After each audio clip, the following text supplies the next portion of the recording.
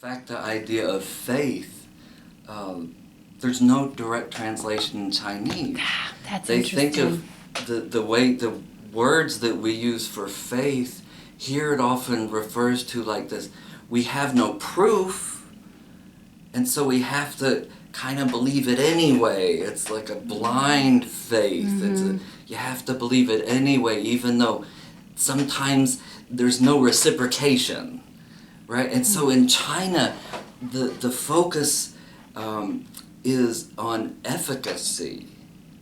So if you go to a temple and you worship a particular deity, and to worship is really different. The word worship in Chinese just means to light incense and to prostrate yourself, to bow down and be respectful, to light incense and to bow down. That's all it means. So it's an action. It's not an inward state. It's just an action. And so faith the word means to trust. It's just an idea of mutual trust.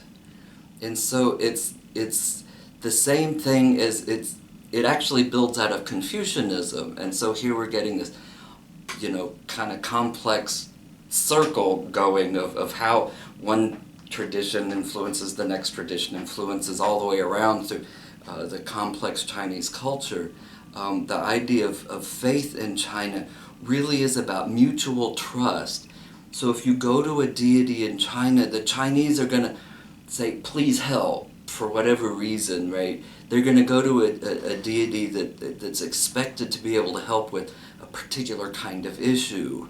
And then they're going to light their incense and bow down and ask for help for that issue.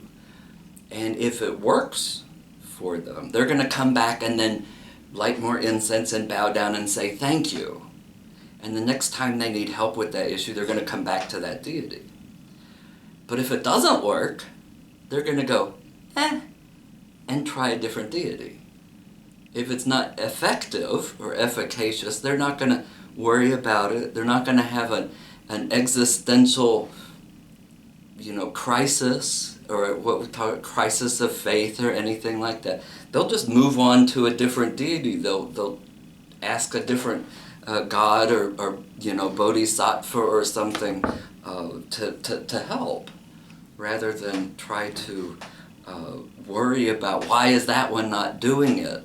So in that way, the Chinese don't develop this big complex theology.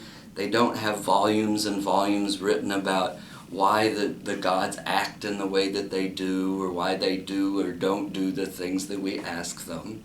They're really interested in this idea of mutual trust. If the deity does what it's supposed to, so to speak, you are in a relationship with them. So you do your part, you light incense and bow, and then they are supposed to then reciprocate.